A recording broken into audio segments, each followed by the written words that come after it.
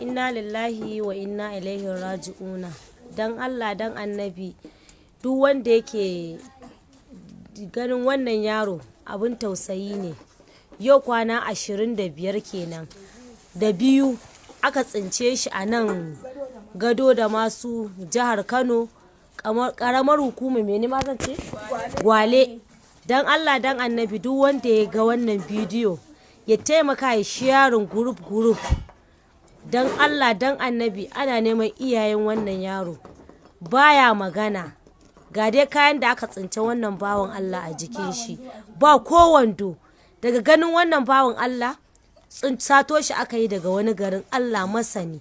Dan mu iya kokarin mu an yi a cikin wannan garin Kano, an yi cigiya har yanzu ba a samu iyayen wannan yaro ba a cikin garin Kano nan. Dan Allah dan annabi a taimaka a yi sharing din wannan bawan Allah, a yi sharing sa. Ubangiji Allah ya sa a samu wannan yaro. Allah ya taimake mu dan hasken annabi. Dan Allah bayan Allah taimaka mana sharing din sa group. Nagode, Allah ya saka da alkhairi, sai na ji daga gare ku. Allah ka sa mu dace. Baya magana wallahi.